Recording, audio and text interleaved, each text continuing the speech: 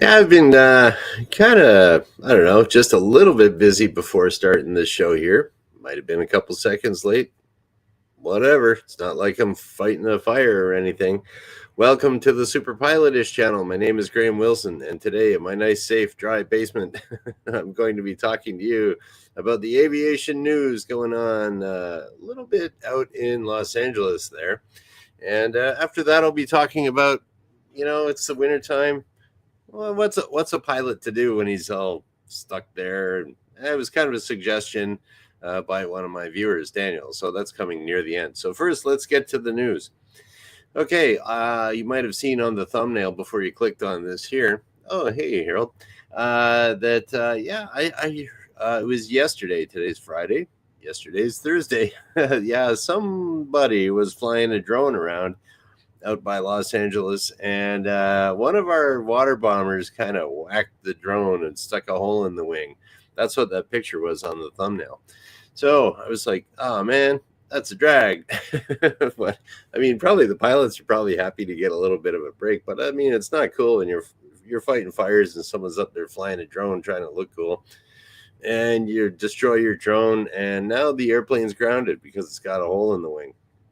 So what airplane was this? It was I did a little research on that too, and I'd heard that there were some Canadian planes down there. I live in Canada, and I checked actually the registration of the plane that hit the drone, and it's owned by the government of Quebec. So they have two water bombers down right now, and one's grounded because it's got a hole in the wing, and the other one's out there fighting the fire down in the Santa Monica Hills down around Los Angeles. So, and I was like, what's the deal with this airplane here? And it's like, oh, okay. Like years ago, I'd gotten like a little tour of one of these water bomber CL-415 airplanes, because where they used to keep them right next to where I went to school. So every once in a while they'd say, hey, you guys want to take a look? And I think I got a picture of myself in the cockpit in the hangar there too, from years ago when I was thinner and didn't have as much gray hair. But yeah, so it's those things. They're really cool. They're designed specifically for putting out forest fires. So it's the best tool for the job, and I'm glad they're down there helping out.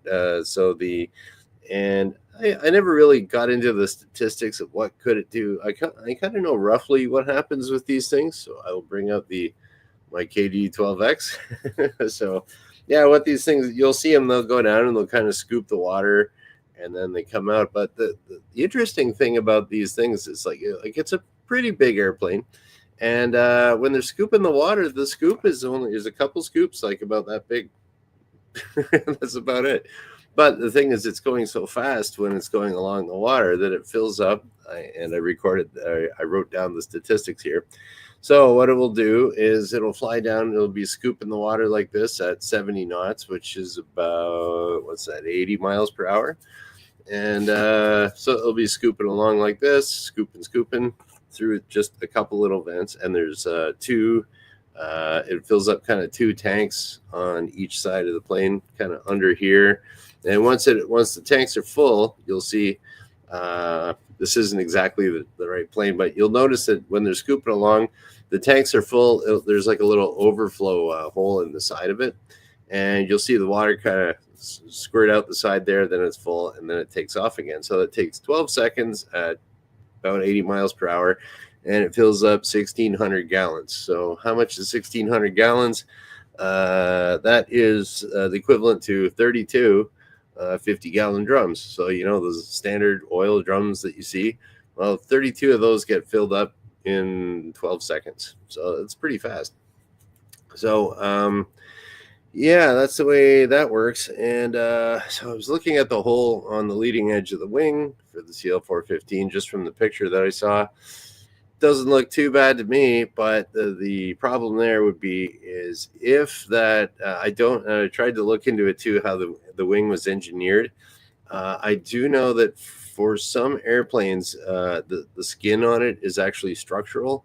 So if that's the case, where the skin actually kind of holds it together and keeps the strength of the wing, Then you got to get engineers involved, and they have to make up a specific drawing and a specific pattern to patch it properly to handle the structure. And that takes months. So it could be way out of commission. Or if that skin on that leading edge of the wing is not structural, should be able to just slap a patch on there and away you go. And of course, they would be having to look inside the wing to make sure there's not any debris from the drone that it hit, and make sure there's nothing in there. Patch it up, you're on your way. But it's still a bit of a pain. So I don't know about that. So I might be an aviation safety expert, but I'm not a structural expert on the wing of a CL-415. And oh, hey, wrench. Yeah, so there's that. Now, why did this thing hit a drone? There should not be a drone flying around anywhere around these planes that are fighting the fire down there, because I did check. Americans have this thing called a TFR, which is a temporary flight restriction, which means that you are not supposed to fly there unless you got the right permission. And I looked into that. So if I'm guessing that this was around the Santa Monica fire in the hills there, the temporary flight restriction goes from the surface to 7,000 feet, and no aircraft are allowed to fly there. None. Not a drone, not a paper airplane, none, not a kite. You are not a balloon. You are not allowed to fly in there without the permission of the operator or the people in charge of that. And that is the Los Angeles Fire Department. They're coordinating everything there. Usually if you're up in a more northern, like here in Canada, up in the more northern remote areas, if there's some sort of a flight restriction going on there for a fire zone, it becomes basically like a little miniature control zone with a radius of 5 miles up to 3,000 feet. And what else we got there? Oh, and then if you want to get in and out, you'd be responsible to contact the bird dog pilot, which is the guy that goes in and usually with someone else sitting in the seat saying, okay, how are we going to attack that? Like the fire attack officer, I think they're called. And the bird dog pilot is the guy on the radio. He tells everyone, okay, follow me. I want you to drop right here. Okay. And then he takes off, and then they come in and drop.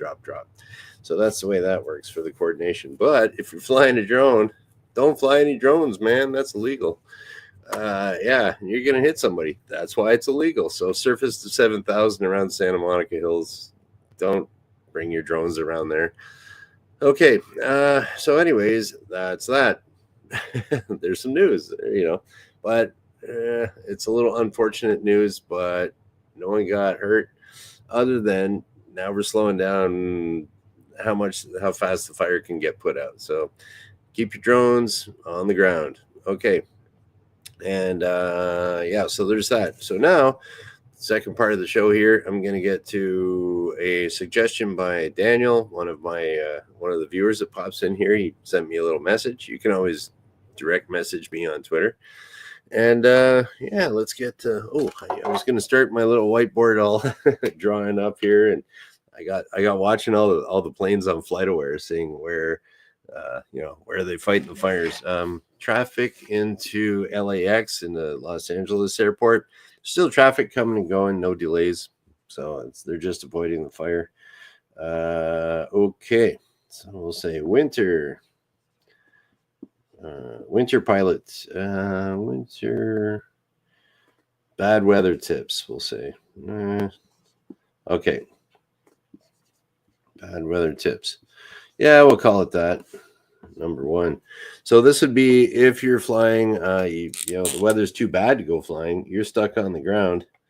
So what are you going to do if you're a pilot? Well, I always tell people now, if you're not I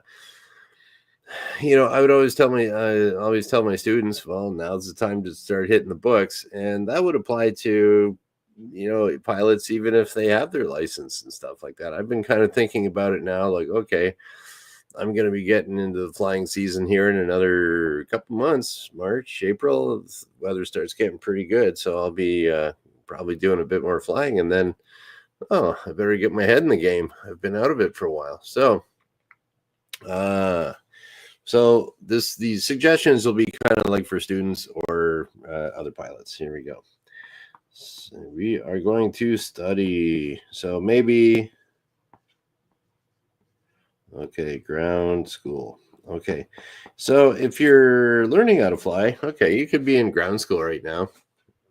Take that time, study the books. It's not as exciting as flying an airplane, but you got to get that garbage done with so you can go have fun up in the air. So there's that. And another thing that I would tell my students all the time, and this is not a bad idea for people like Wrench here too, pilots that are. When was the last time that you actually sat down and planned a cross country flight? So I know for the students, usually they'll do all their cross country flying. They'll do it when the weather's really good. So maybe they knock that off in the summer, the fall. The weather gets bad. You can't really do as much, well, around here anyways.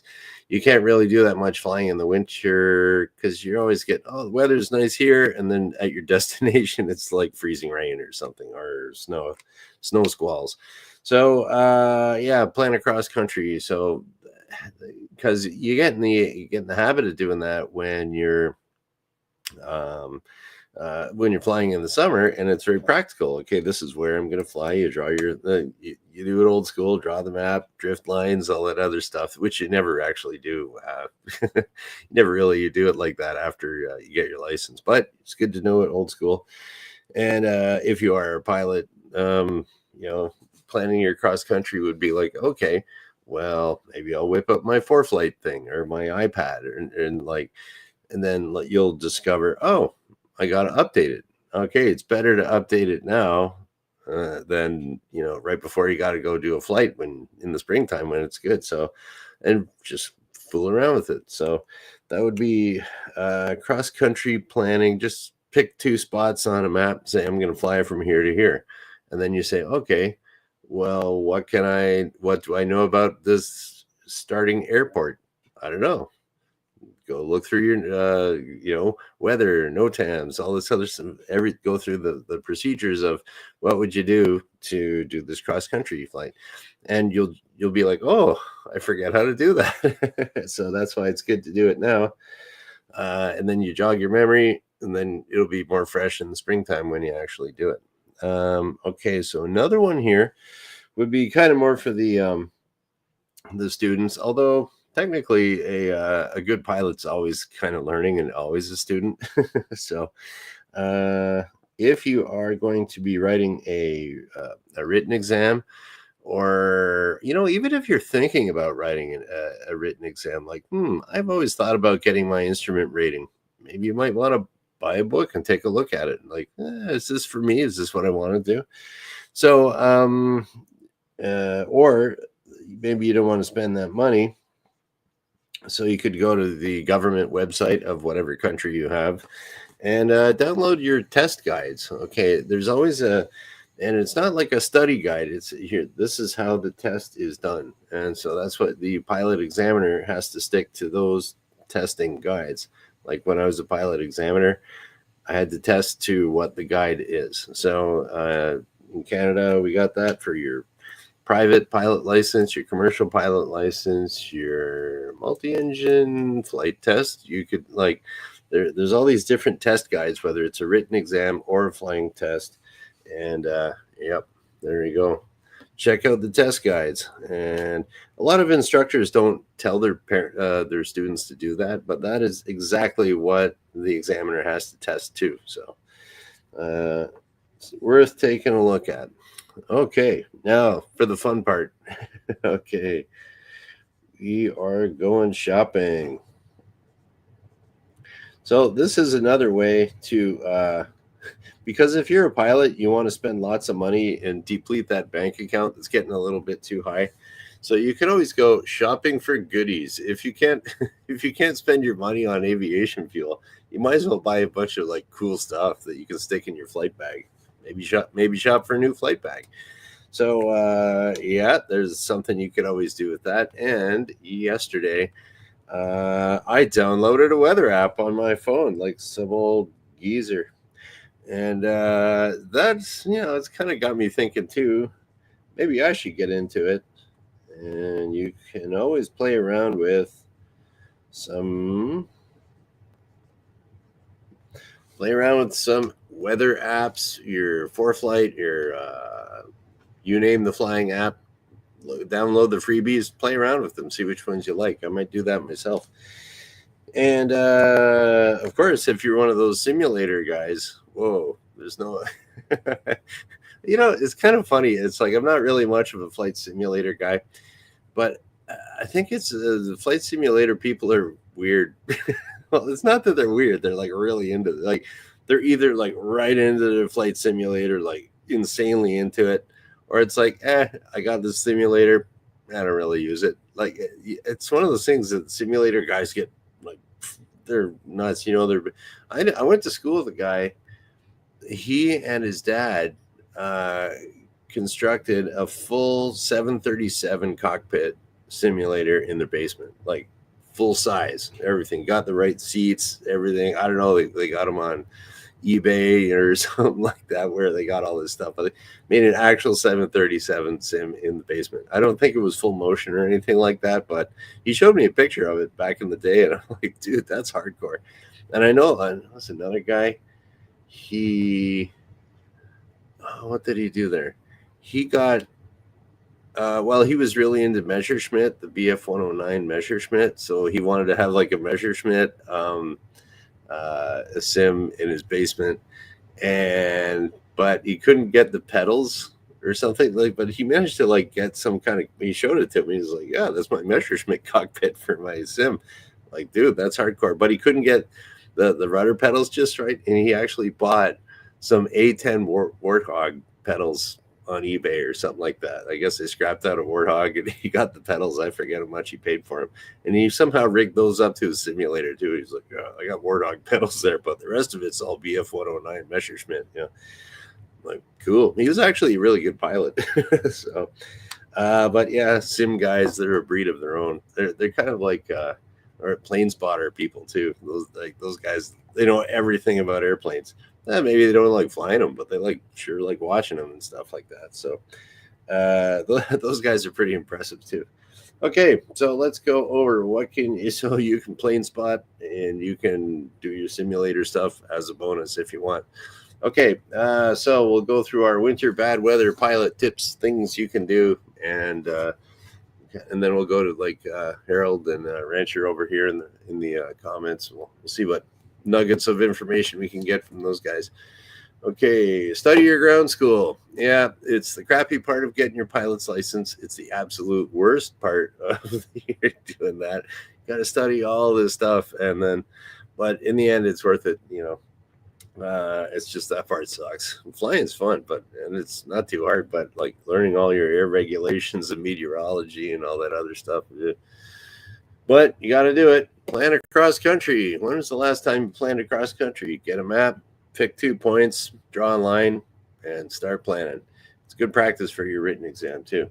For your flight test guide, go through the government website, find your whatever flight test guide is appropriate for what your written or flight exam that you're doing. Shop for goodies. That's right. Rack up that visa bill. And but not too much. You need some of that for aviation fuel, and play around with some maps, see what you like. Find those TFRs so you're not smacking into, I don't know, CL-415 water bombers. So anyways, okay, so we're gonna go here, and we're gonna check out. All right, so there we go. Harold is staying safe. Yeah, and I was going to mention there too, Harold. Harold doesn't live too far from me there. The auto show is going on. I think the auto show starts today over in Detroit, the Detroit Auto Show. That's always fun to go to. Harold got me thinking about Detroit. I don't know if I'm going to go this year. I might. I haven't been to the Detroit Auto Show in a while. It's usually pretty good. Something like that. Here we go. All airplanes and aircraft were grounded for a time while they sorted out the drone moron. I didn't hear about that. Yeah. And I don't even know how they would catch that guy or find the guy or what, but Yeah, restricted airspace is restricted airspace for all aircraft, including drones from the surface to 7,000 out there right now. Is the KG a water bomber too? The kilogram? Yeah, I don't know. Okay. All right. Yeah, Wrench was involved in the avionics design for the Berev BE-200, a Russian twin jet flying boat water bomber. They paid for USA avionics, hoping to sell to the USA. Oh, that's pretty interesting. And I did not see the drone footage. Might have to go check that out. That it probably looks like, oh, here comes a plane, falling to the ground. Okay, what else we got here? All right, 4 years ago in a biennial, yeah, the United States, you got to do every 2 years, you got to do a check with an instructor. The 20-some instructor asked me to plan a cross country, so I drew on the chart wind E6B, called EX brief for winds, and he had never seen that in real life. That's hilarious. Yeah, that's wild. So, but yeah, I mean, I always teach my students to do that kind of stuff, but I don't know. Maybe it's different in the States. Well, actually, for biennial check, if I'm ever doing one of those for somebody, I don't require the whole, just like I don't know the whole map and everything like that. It's like, okay, how would you go? Usually, if I'm testing someone for that type of a currency, would be like here in Canada, it's not required to do that like you have to do in the States, but you can go with an instructor. So some of the people that hire me, like they want me to do that for them. So that's what I get hired to do sometimes. And it's, I look at it as like, are they safe? Realistically, can they make it to the destination with enough fuel, avoiding any type of bad weather, any kind of just like, would this work? I've even had it where like, okay, we're going to pretend to fly a cross country trip from here to here, like an hour flight, maybe half-hour flight. And I'd say, well, how would you get there? And they like, they get out their map, and I'm like, dude, it's just up the road. And they'd be like, well, usually when I go there, I just follow the highway. I'm like, okay, good enough. Do you know the proper exit to get off at the highway? Well, yeah. Okay, well, let's do that then. And do we have enough fuel? How's the weather? Blah, blah, blah. You know the phone number to file a flight plan? Do we have to file a flight plan? Stuff like that. So, yeah, that's kind of funny. Okay. And then Harold also loves listening to air traffic control. Just so I know, your secret is totally safe with me, Harold. Cool. And there's nothing wrong with listening to, there's actually, there's nothing wrong with listening to air traffic control too. If you are like, if you're a pilot, like say you're a beginner student, if you go on Live ATC, it's a website, liveatc.com, I think it is, and you can just put in the airport, and you can listen to live time, like what the airplanes and the air traffic controllers, just how they're talking, like it's Live ATC. And some of my students really found that helpful for because once you start talking on the radio for the first time, you're kind of like, whoa. Roger Dodger. I don't know. I forgot that. Quebec Alpha HH. What's HH? Oh man, hotel. A hotel. Yeah, something like that. So yeah, it's a little weird talking on the radio at first, but eventually you find out that you just kind of say the same thing over and over again. And by listening to Live ATC, they'll always say that, cleared for takeoff, taxi, blah, blah, blah, cross runway, blah, blah, blah, taxiway, blah, blah, blah. It's kind of the same thing over and over again. And yeah, so that's actually a good idea, Harold, to listen to air traffic control. Very cool. All right. What else we got here? Oh, I missed a few more comments here. And Wrench says, years ago, we bought the Microsoft Flight Combat. I really wanted to get into that, but it was so hard to see the other planes on the monitor. Now I watch Greg's Airplanes and Automobile Recommend. Oh, okay. I'll have to Google search that. Actually, I'll write that down so I don't forget. Greg's Airplanes. Because I never really go back and watch my stuff here too much. It's hard to find the exact thing you're looking for. Yeah, airplanes and automobile. Cool. Have to check it out. Yeah, I always thought that was weird too with flight simulators. I had I don't know, Microsoft Flight Simulator FS2000. Like, it was long ago. I never really got into it much, but yeah, like I found when I was doing flying around the pattern, as you Americans like to say, or flying circuits as we like to say here in Canada, I always thought it was weird to try to fly circuits doing that, because you can't, like, you're looking at a monitor here, but you're usually trying to see how far you are from the runway, like looking out the side window, and you look over and all you see is your garbage can. So yeah, that your garbage can doesn't tell you how far away you are from the runway. But yeah, so I don't know. And then you get the flight simulator guys, they get the whole surround panoramic, 180-degree screens with projections and stuff. They can get pretty hardcore. Okay. They changed it back to how it always was this year after almost canceling it or changing it to summer. Oh, okay. Cool. All right. So what is today? Today is Friday. It's the weekend coming up. No pizza for me today, but we bought tonight. I'm treating myself to a fine wine and cheese with my own cheap wine and my own cheese, because up in got a whole bunch of really cool cheese when I was out of town there the other week for New Year's, and so we got like all these different types of cheeses. So we're gonna be living the high life, having wine and cheese tonight. Ooh. Actually, it's really good cheese. So no pizza for me, because I know you're really interested in that. So okay, cool. Today's Friday. Okay, so you guys have a great weekend, and I'll be back on Monday, because I do this Monday, Wednesday, Friday at noon Eastern, and we'll just kind of shut her down here. You guys have a great weekend, and thank you for watching. Bye.